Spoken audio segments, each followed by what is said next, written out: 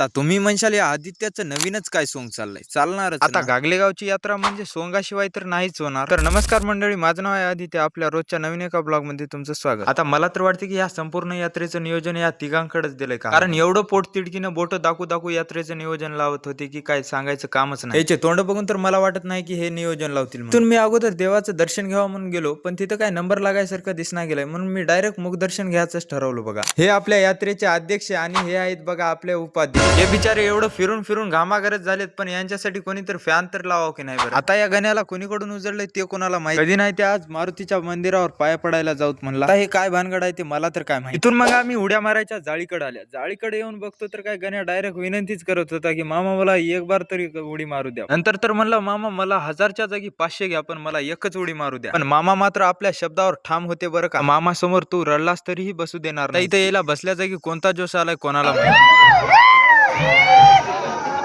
आता याला म्हणलो इथं बसून नाचण्यापर्यंत तिथे गेल्यानंतर अंग तर मोकळं होती. मग काय जो होगा देखा जायगा म्हणून कोमरानाला तर म्हणलो चल आता इथे येऊन धुला खेळाय बघतो, तर काय मला काय धुला खेळताच नाही. या गण्याला तर खेळताय मात्र चाळ कराल तर बघा. कोमर भाऊ तर एक नंबर खेळत होता, त्याचा तर काय विषयच नव्हता. पण हे शिव्या कुठून क्लास लावले काय माहित, मला तर काय पताच लागू दिला नाही. पण कुठं का लावणार ते नाही, मस्तच खेळत होता बघा. तितक्यात आपल्याला श्रीकांत तंगाडे भेटला बघा. ना म्हणालता की तू फक्त पत्ता बोल किधर जाणे काय. म्हणलो त्याला की तू फक्त मला महाकाली मंदिरापर्यंत सोड म्हणजे झालं. मग मी इथं महाकाली मंदिरामध्ये आलो तर काय इथं मस्त पैकी गाणे चालू होते. मी तिथून गाणे संपल्यानंतर इकडे सोंगाडी मंडळाकडे येऊन बघतो तर काय हे तर मला प्रत्येक जण विचारामध्येच अडकलेले दिसले. मग मी म्हणलो नेमकं झालंय काय, तर म्हणले की फक्त एक सरस्वतीचं पात्र कम पडलंय, तू करतोस काय. मग मी म्हणलो काहीच हरकत नाही. असं म्हणल्या नरगंटे मामाचा तर उत्साह गगनात मावणे असा झाला बघा. मग मी लगेच शर्ट काढून बसलो तर काय फटाफट माझा मेकअप सुरू झाला होता. मी तर तयार झालोच होतो, पण ह्या गागलेगावच्या सवारीचा व्हिडिओ कोण त्या गावापर्यंत पोहोचला तेवढं कमेंट मध्ये सांगा, आणि लगेच लाईक आणि फॉलो पण करून घ्या.